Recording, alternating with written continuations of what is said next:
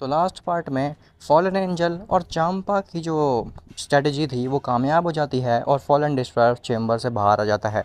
अब उसके आगे, लेकिन उससे पहले तुम वीडियो को लाइक करो, और अगर तुम्हें ऐसे ही मांगास और मूवीज़ देखना पसंद है तो चैनल को भी सब्सक्राइब कर देना ताकि आगे आने वाली वीडियोस तुम्हें सबसे पहले मिल सकें। खैर, वीडियो स्टार्ट करने से पहले मुझे कल एक कमेंट आया था कि फॉलन एंजल ज़्यादा पावरफुल है कि फॉलन डिस्ट्रॉयर, जो कि काफ़ी अच्छा डाउट है, आना भी चाहिए क्योंकि जनरली एंजल्स ज़्यादा पावरफुल होती हैं डिस्ट्रॉयर से। और मैंने ये कहीं मेंशन नहीं किया कि कौन ज़्यादा पावरफुल है, फॉलन एंजल या फिर फॉलन डिस्ट्रॉयर में।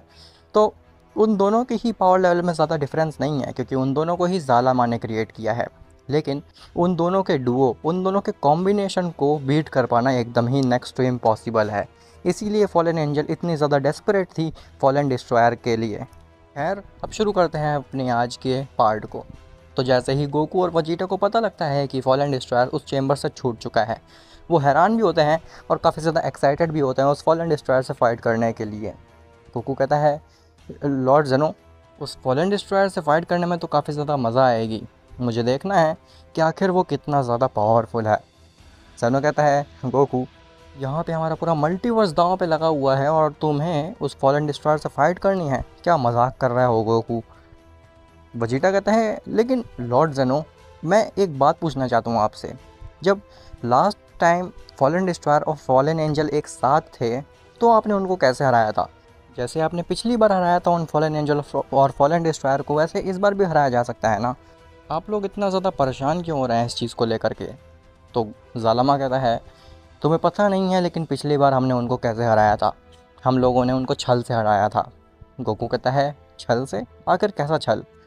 तो ज़ालमा बताता है कि उन दोनों को हमने सेपरेट कर दिया था एक बहाने से, और जैसे ही वो दोनों सेपरेट हुए हम सब ने मिल करके उस फॉलन डिस्ट्रॉयर को हरा दिया। लेकिन इस बार मुझे नहीं लगता कि वो सेम गलती दोबारा से करने वाले हैं। इस बार उनको मैनिपुलेट कर पाना आसान नहीं होने वाला है। जेनो कहता है, और केवल यही नहीं, वो फॉलन एंजल और फॉलन डिस्ट्रॉयर आपस में फ्यूज़ भी कर सकते हैं, और उनका फ्यूजन अगर हो गया इस मल्टीवर्स में तो मुझे नहीं लगता कि ज़ालमा, मैं, ग्रैंड प्रीस्ट या फिर तुम दोनों मिल करके भी उसे हरा पाओगे। फिर चाहे गोकू तुम अपने इन्फिनिटी फॉर्म का इस्तेमाल कर लो या फिर तुम कोई नई फॉर्म ही क्यों ना सीख लो, तुम कभी भी उनको नहीं हरा पाओगे। उनका फ्यूजन इतना ज़्यादा शक्तिशाली हो जाएगा। खैर, वहीं दूसरी तरफ फॉलन डिस्ट्रॉयर और फॉलन एंजल के पास चांपा जाता है। फॉलन डिस्ट्रॉयर कहता है, आखिर ये कौन है? तो फॉलन एंजल बताती है कि ये इस मल्टीवर्स का डिस्ट्रॉयर है और इसी ने मेरी मदद की थी आपको उस मॉर्टल रेल्म के चेंबर से बाहर निकलने में। फॉलन डिस्ट्रॉयर कहता है, मुझे लगता है कि इसे पता नहीं है कि ये सब जो हमारी लड़ाई चल रही है इस मल्टीवर्स के ओमनी किंग और ज़ालामा के खिलाफ, वो इन डिस्ट्रॉयर्स की वजह से ही चल रही है, और स्टिल ये हमारी मदद कर रहा है। इतना बेवकूफ़ डिस्ट्रॉयर है ये। फॉलन एंजल कहती है, मुझे पता है लॉर्ड, लेकिन वो आप तो जानते ही होंगे कि काम निकलवाने के लिए तो एक डिस्ट्रॉयर को भी अपना दोस्त बनाना पड़ता है। डिस्ट्रॉयर हंसता है और कहता है, ये बात तो तुमने ठीक कही। चांपा कहता है, आखिर आप ये क्या बात कर रहे हैं? क्या अब मैं सुप्रीम डिस्ट्रॉयर बन सकता हूँ ना इस मल्टीवर्स का? फॉलन डिस्ट्रॉयर कहता है, ओह, तो तुम्हें सुप्रीम डिस्ट्रॉयर बनना है इस पूरे मल्टीवर्स का? हाँ, मैं अभी तुम्हारी इस इच्छा को पूरी कर देता हूँ। ऐसा बोल करके फॉलन डिस्ट्रॉयर चांपा के नज़दीक जाता है और उसको एक ही ब्लो में इरेज कर देता है। फॉलन डिस्ट्रॉयर कहता है, मेरे पास एक आइडिया है। फॉलन एंजल पूछती है, अगर कैसा आइडिया? तो फॉलन डिस्ट्रॉयर बताता है कि हम एक एक करके सभी यूनिवर्सेस के डिस्ट्रॉयर को इरेज कर देंगे, जिसकी वजह से सुप्रीम काय भी इरेज हो जाएंगे और यूनिवर्सेस में इंस्टेबिलिटी क्रिएट हो जाएगी। और अगर बहुत जल्द ही उस इंस्टेबिलिटी को रोका नहीं गया तो यूनिवर्सेस तबाह हो जाएंगे। फॉलन एंजल कहती है, लेकिन इससे हमारा क्या फ़ायदा होगा? हमें यूनिवर्सेस डिस्ट्रॉय थोड़ा ना करने हैं, हमें तो उन पर कब्ज़ा पाना है। तो फॉलन डिस्ट्रॉयर कहता है, आगे तो सुनो। अगर यूनिवर्सेस में हम सभी डिस्ट्रॉयर्स को इरेज कर देंगे तो यूनिवर्सेस में इंस्टेबिलिटी आएगी और उन सभी का ध्यान जेनो, ज़ालामा यूनिवर्सेस की तरफ चला जाएगा, जिसकी वजह से वो सभी लोग वर्नरेबल हो जाएंगे और हम एक एक करके सबको डिस्ट्रॉय कर सकते हैं। और अगर हम उनका ध्यान बिना डाइवर्ट करे उनके ऊपर डायरेक्टली अटैक करेंगे तो हो सकता है कि वो हमें इस बार दोबारा से हरा दें। फॉलन एंजल कहती है, मुझे लगता तो नहीं है कि वो हमें एक साथ हरा सकते हैं, लेकिन फिर भी हमें आपके आइडिया से चलना चाहिए ताकि बिल्कुल भी रिस्क ना रहे इस बार। फॉलन एंजल कहती है, लॉर्ड, इस बार हमें केवल उस ज़ालामा और जेनो से ही नहीं बचना है, इस बार दो नए बींग्स भी हैं। फॉलन डिस्ट्रॉयर कहता है, कौन से बींग्स? क्या ज़ालामा ने कोई नए फॉलन डिस्ट्रॉयर और एंजल क्रिएट किए थे? तो फॉलन एंजल कहती है नहीं, ऐसा कुछ भी नहीं है, बल्कि दो मॉर्टल्स हैं। फॉलन डिस्ट्रॉयर हंसता है और कहता है दो मॉर्टल्स, क्या मजाक कर रही हो? आखिर मॉर्टल्स हम दोनों के सामने टिक ही कैसे सकते हैं? कैसी बात कर दी तुमने फॉलन एंजल। फॉलन एंजल बताती है लॉर्ड वो कोई आम डिस्ट्रॉयर नहीं है, मैं उन दोनों से फाइट कर चुकी हूँ और वो ग्रैंड प्रीस्ट के लेवल के जितने पावरफुल हैं, वो ऑलरेडी डिस्ट्रॉयर और एंजल्स को सरपास कर चुके हैं। डिस्ट्रॉयर कहता है कि क्या मॉर्टल्स डिस्ट्रॉयर और एंजल को सरपास कर चुके हैं? कि ऐसा कैसे हो सकता है? फॉलन एंजल कहती है और केवल यही नहीं, उस एक मॉडल के पास तो डार्क हकाई है। फॉलन डिस्ट्रॉयर कहता है डार्क हकाई, इंटरेस्टिंग, मैंने पहला ऐसा बीइंग देखा जिसके पास डार्क हकाई है मेरे अलावा। मुझे तुमने काफ़ी ज़्यादा एक्साइटेड कर दिया फॉलन एंजल, अब तो मेरे को और भी ज़्यादा क्यूरियोसिटी जग गई है उस डार्क हकाई वाले मॉडल से लड़ने की, और देखता हूँ कि वो मेरी डार्क हकाई से बच पाएगा कि नहीं बच पाएगा। खैर, जिसके बाद वो फॉलन एंजल और फॉलन डिस्ट्रॉयर निकल जाते हैं एक एक यूनिवर्स के डिस्ट्रॉयर को सफ़ा करने के लिए। खैर, वहीं दूसरी तरफ गोकू, वजीटा, जेनो, ग्रैंड सालामा ये इसी बारे में बात कर रहे होते हैं कि आखिर उनके आगे की चाल क्या होने वाली है, वो आगे कैसे रोकने वाले हैं सालामा को। लेकिन तभी उनके पास सभी यूनिवर्सेस की एंजल्स आती हैं जो कि काफ़ी ज़्यादा घबराई हुई लग रही होती हैं। जेनो कहता है क्या हो गया, आखिर आप सब इतने ज़्यादा घबराए हुए क्यों लग रहे हैं? तो एंजल्स कहती हैं कि क्या आपको पता है लॉर्ड जेनो कि वो फॉलन डिस्ट्रॉयर और फॉलन एंजल वापस से आ चुके हैं इस मल्टीवर्स में? तभी वीस कहता है जी लॉर्ड जेनो, और क्या आपको पता है कि उन्होंने यूनिवर्स 7 में आकर के लॉर्ड बीरस को भी इरेज कर दिया है? गोकू कहता है लॉर्ड बीरस को इरेज कर दिया है, लेकिन आखिर उनको लॉर्ड बीरस को इरेज करके क्या मिलेगा? जालामा कहता है ये सब उनकी चाल है ताकि हमारा दिमाग डाइवर्ट हो जाए यूनिवर्सेस की तरफ और वो हमें एक एक करके ख़त्म कर दें। जेनो कहता है लेकिन अगर हमने यूनिवर्सेस के ऊपर ध्यान नहीं दिया तो फिर यूनिवर्सेस भी नहीं बचने वाले, क्योंकि काफ़ी समय से कुछ यूनिवर्सेस तो बिना डिस्ट्रॉयर के ही चल रहे हैं और अब तो सभी यूनिवर्सेस के डिस्ट्रॉयर मर चुके हैं। अब हमें यूनिवर्स के ऊपर तो ध्यान देना ही पड़ेगा, फिर भले ही हम उन फॉलन एंजल और फॉलन डिस्ट्रॉयर को इग्नोर कर दें। वजीटा कहता है मेरे पास एक आइडिया है, क्यों ना हम यूनिवर्सेस के ऊपर ध्यान ही ना दें।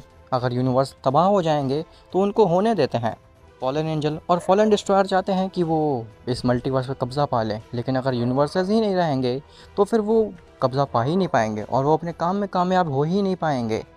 गोकू कहता है वजीटा ये एक नंबर का बकवास आइडिया है, क्या तुम भूल गए कि हमारी फैमिली भी यूनिवर्स 7 में रहती है, और अगर सभी यूनिवर्स डिस्ट्रॉय हो जाएंगे इससे भले ही फॉलन एंजल और फॉलन डिस्ट्रॉयर अपने काम में कामयाब ना हो पाएँ, लेकिन हम सब भी तो कुछ भी नहीं कर पाएंगे। लॉर्ड जेनो और लॉर्ड ग्रैंड प्रीस्ट से उनका मल्टीवर्स छिन जाएगा, लॉर्ड जालामा की सुपर ड्रैगन बॉल्स डिस्ट्रॉय हो जाएंगी, हमारी फैमिली चली जाएगी। वजीटा तुम कैसे आइडियाज़ दे रहे हो?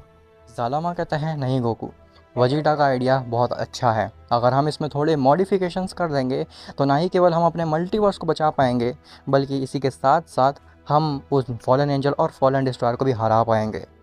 गोकू कहता है कैसे मॉडिफिकेशंस लॉर्ड जालामा? जालामा कहता है एंजल्स, इसमें हमें आपकी मदद लगेगी, आपका काफ़ी ज़्यादा इम्पॉर्टेंट रोल होने वाला है इस प्लान में। लेकिन हाँ, अगर आपने भी डिस्ट्रॉयर्स की तरह हमें धोखा दे दिया तो फिर नामुमकिन हो जाएगा हम लोगों का बच पाना। एंजल्स कहती हैं हाँ बिल्कुल चिंता मत करिए लॉर्ड जालामा, डिस्ट्रॉयर्स भले ही धोखा दे सकते हैं लेकिन एंजल्स बिल्कुल भी नहीं देंगी। जालामा कहता है वेरी गुड, अब सुनो, हमें यूनिवर्सेस के ऊपर ध्यान रखना है लेकिन उसको दिखाना नहीं है। फॉलन एंजल और फॉलन डिस्ट्रॉयर को ऐसा लगना चाहिए कि हम यूनिवर्सेस के ऊपर बिल्कुल भी ध्यान नहीं रखे हैं और धीरे धीरे करके सभी यूनिवर्सेस डिस्ट्रॉय होने वाले हैं, जिससे वो फॉलन एंजल और फॉलन डिस्ट्रॉयर पैनिक कर जाएंगे और हो सकता है कि वो सेपरेट हो जाएं, और जैसे ही एक बार वो सेपरेट हुए हम उन दोनों को ख़त्म कर देंगे। एंजल्स कहती है लेकिन आखिर लॉर्ड जालामा हम ऐसा कर कैसे सकते हैं? ये चीज़ तो नामुमकिन है। अगर हमें दिखाना है कि यूनिवर्सेस डिस्ट्रॉय होने वाले हैं तो उसके लिए हमें रियलिटी मैनिपुलेशन करना पड़ेगा, और हमें नहीं लगता कि ऐसी कोई रियलिटी मैनिपुलेशन कर सकता है जिससे कि फॉलन एंजल और फॉलन डिस्ट्रॉयर इन्फ्लुएंस हो जाएं।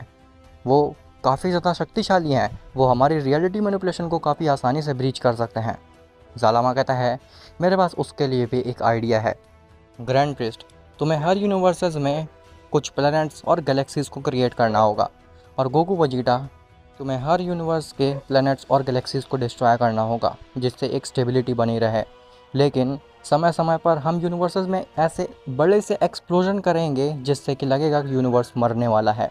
जैनो कहता है लेकिन ज़ालमा, इससे तो बहुत बड़ी प्रॉब्लम हो सकती है। अगर हम एक्सप्लोजन करेंगे तो उससे काफ़ी सारी गैलेक्सीज़ डिस्ट्रॉय हो सकती हैं, काफ़ी सारे मॉडल्स मर सकते हैं। ज़ालमा कहता है जैनो, अगर इस मल्टीवर्स को बचाने के लिए हमें कुछ मॉर्टल्स का बलिदान देना भी पड़े तो मुझे नहीं लगता इसमें कुछ हर्ज है।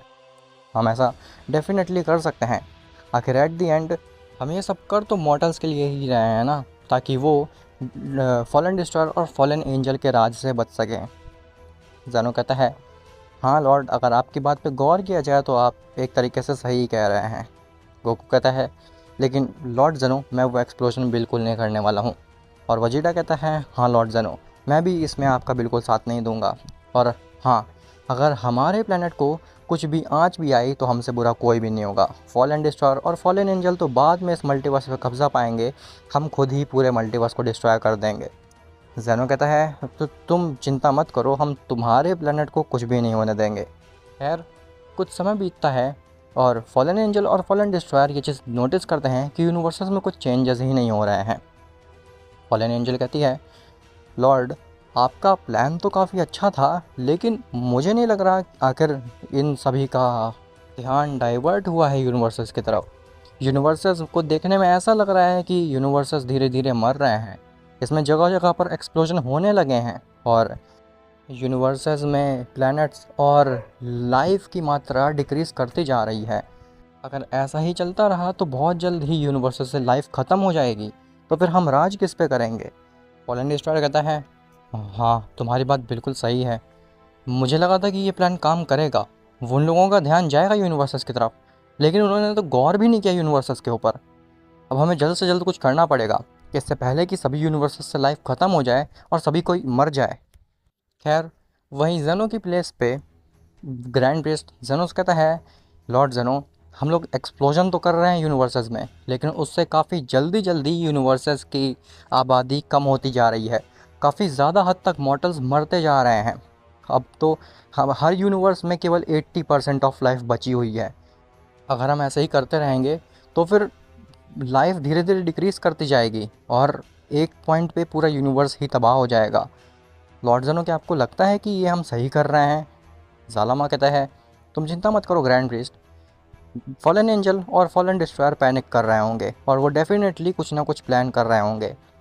बस हमें उस वक्त का इंतज़ार है जब वो फॉलन एंजल और फॉलन डिस्ट्रॉयर पैनिक में आकर के कोई गलत डिसीज़न ले लें और हम उनको ख़त्म कर दें।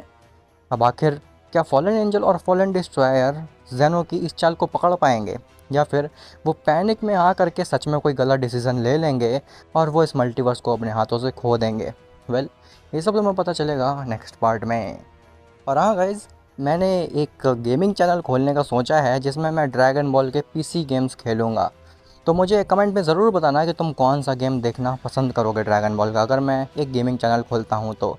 क्या तुम ड्रैगन बॉल स्पार्किंग ज़ीरो देखना पसंद करोगे, या फिर ड्रैगन बॉल जी कैकारोट, या फिर ड्रैगन बॉल जीनोवर्स 2, या फिर कोई और ड्रैगन बॉल गेम? वेल, मैं केवल वो ड्रैगन बॉल गेम ही नहीं खेलूँगा, बल्कि उसमें अपनी मांगास को भी इम्प्लीमेंट करूँगा मॉड्स की मदद से। तो मुझे ज़रूर बताना कि तुम कौन सा गेम देखना पसंद करोगे इस कमेंट सेक्शन में। मैं और इसके रिगार्डिंग एक पोल भी कंडक्ट कर दूंगा जिसमें कि तुम वोट कर सकते हो कि तुम्हें कौन सा गेम देखना है मेरे गेमिंग चैनल में। खैर, मिलते हैं तुमसे नेक्स्ट पार्ट में, तब तक के लिए बाय बाय।